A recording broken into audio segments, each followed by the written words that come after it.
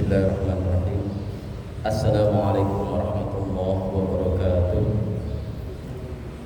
Alhamdulillahirrahmanirrahim. Wa bihi nasta'in ala umuri dunya waddin. Wassalatu wassalamu ala asyrafil anbiya'i wal mursalin wa ala alihi wa sahbihi ajma'in.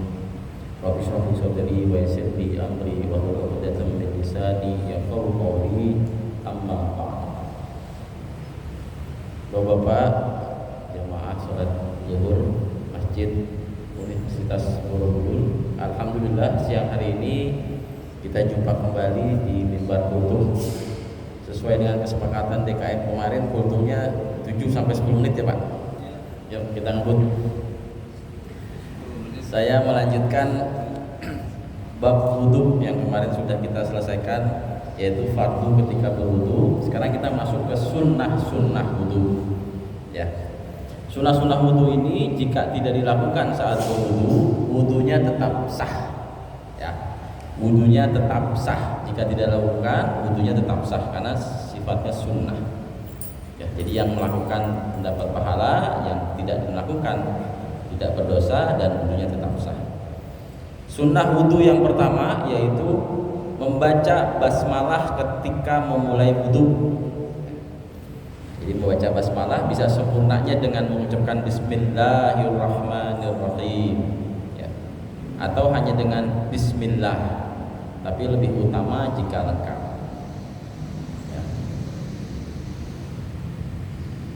Jika membaca Bismillahnya itu lupa misalnya, kemudian di pertengahan wudu ingat, kemudian dia membaca basmalah, dia dapat sunnahnya.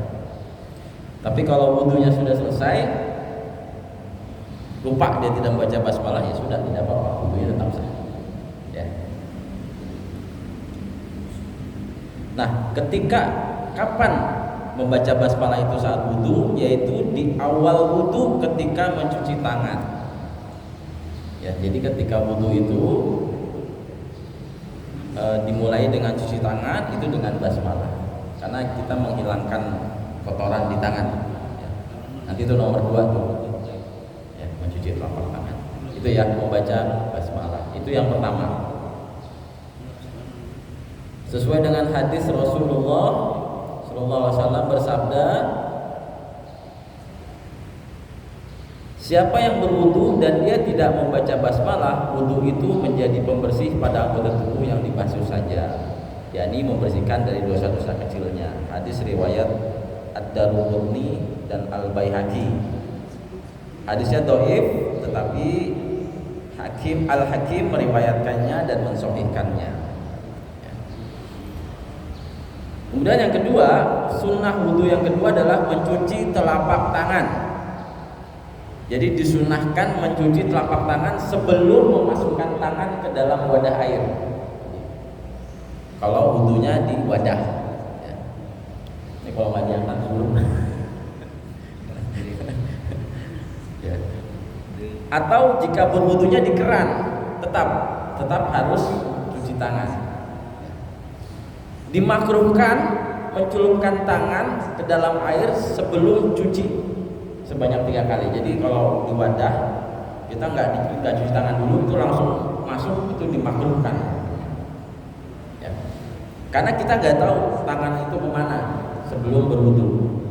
Sesuai hadis Rasulullah yang diriwayatkan oleh Abu Hurairah radhiyallahu anhu, apabila salah seorang dari kalian bangun tidur, janganlah langsung mencelupkan tangannya ke dalam wadah air sampai dia mencucinya terlebih dahulu 3 kali, karena kalian tidak tahu kemana tangannya semalam. Hadis diriwayatkan oleh Bukhari wa Muslim dan diriwayatkan pula oleh Ashabus Sunan dan juga Ahmad. Nah, jadi kalau orang tidur kita nggak tahu tangannya itu bernajis atau tidak. Jadi kalau langsung baru-baru daerah yang bernajis gitu ya, tiba-tiba langsung celupkan, itu makruh.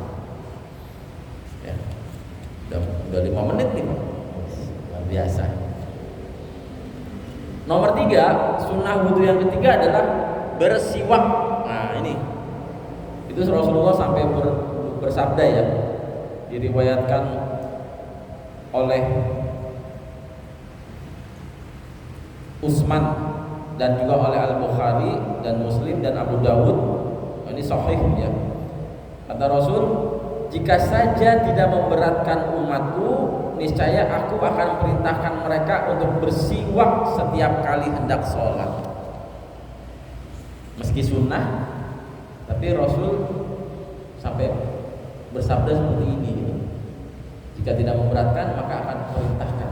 Dan itu memang memberatkan. Ada bersiwak, tahu ya bapak-bapak ya? Di sini adab siwak beda dengan sikat gigi. Jadi memang kalau kita bahas sedikit tentang siwak, kemarin kita lewatin ya. Itu siwak itu dalam bahasa Arab artinya menggosok, ya, menggosok. Ya. Siwaknya itu juga adalah alat untuk menggosoknya. Jadi menggosok dengan alat yang dinamakan siwak. Ya. Itu nama sebuah kayu, Pak. Nama sebuah kayu yang namanya siwak, ya, dipakai untuk menunjukkan aktivitas menggosok gigi tersebut. Siwak menurut syariat, nah ini, siwak menurut syariat adalah menggunakan kayu atau sejenisnya seperti sikat gigi, ya, untuk membersihkan gigi dan sekitarnya seperti lidah dan gusi untuk menghilangkan bau mulut dan sisa makanan. Jadi boleh. Siwak itu aktivitasnya kebetulan alatnya namanya siwak kayu itu. Apakah bisa sejenisnya seperti sikat gigi? Ini bisa. Ya. Hukum siwak itu sunnah. Nah, adab-adabnya ya, disunahkan untuk tidak bersiwak dengan menggunakan kayu yang basah. Ya. Tidak boleh dengan kayu yang terlalu kering tapi sehingga dapat melukai gusi. Jadi kayunya yang sedang, biasanya kayunya kan dipangkas dulu biar ada serabutnya ya, agar tidak melukai gusi. Kemudian disunahkan bersiwak dari kiri ke kanan, atas bawah. Maaf, dari kiri ke kanan, karena kalau atas bawah itu kena gusi, melukai gusi. Jadi kiri kanan. Nah, yang ketiga, disunahkan bersiwak dengan kayu siwak atau kayu arang dan aromanya masih wangi. Namun pada masa sekarang dapat menggunakan sikat gigi dan pasta gigi yang memiliki aroma wangi dan menyegarkan. Tapi memang disunahkan dengan kayu arang tadi, kayu siwak. Ya, dan seterusnya ini nanti bab siwak nih. Nanti kita habis waktunya. Kemudian sunnah wudu yang keempat, nah ini penting, berkumur dan berintisyaq. Ini yang sering nggak ngerti ini. Berkumur paham ya bapak ya, masukkan air ke dalam mulut. Kalau berintisyaq itu masukin air ke hidung, dikeluarin lagi. Jadi masuk sampai nggak sampai tenggorokan ya, sampai sini saja, keluarkan lagi. Itu namanya beristinsyaq. Di sini ada hadisnya, saya bacakan. Hadis riwayat Muslim nomor 6/117. Tidaklah siapapun di antara kalian berwudu kemudian dia berkumur dan beristinsyaq lalu beristinsyar. Ini ada lagi. Istinsyaqnya memasukkan, istinsyarnya mengeluarkan airnya dari hidung. Maka berguguranlah dosa-dosanya dari mulutnya dan dari hidungnya terbawa air. Tidak ada batasan berlebih dalam beristinsyaq, bebas. Tapi di sini dikatakan 3 kali. 3 kalinya bisa kumur 3 kali, istinsyaq 3 kali, istinsyar 3 kali. Ya kalau istinsyaq udah pasti istinsyar ya, satu paket ya. Gak mungkin kan istinsyaq masuk sekali, 2 kali, 3 kali pasti ketelan tuh. Istinsyarnya baru 3 kali ya. Apa yang dikeluarin kalau udah ketelan kan? Pasti istinsyaq sama istinsyar satu paket 3 kali, kemudian 3 kali. Tidak ada batasan kecuali kalau sedang berpuasa. Ya. Istinsyaq dan istinsyar tidak boleh berlebih dalam kondisi berpuasa. Jadi jangan sampai kumur-kumur. Kalau kumur-kumur kan kelihatan tuh ya. Kumur keluar, kumur 3 kali keluar 2 kali ya, itu repot. ketahuan. Itu berarti asal sini kan. Yang nggak kelihatan kalau pas istinsyak, istinsyaknya masuk, gitu ya. Nggak ada yang istinsyar. Habis wudhu dia dahak, gitu. Puasanya batal. Bapak-bapak sudah 10 menit. Ini masih ada sunnah wudhu itu totalnya ada 15. Ya, kita baru bahas 4 hari ini. Ketemu lagi minggu depan. Hari Kamis besok giliran siapa, Pak? Pak Insan, Pak. Oh, Pak Sugianto.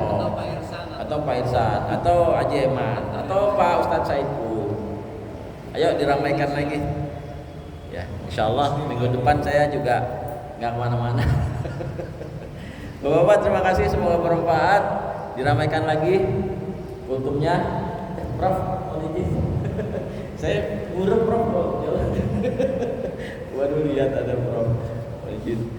Terima kasih, mudah-mudahan bermanfaat. Wassalamualaikum warahmatullahi wabarakatuh.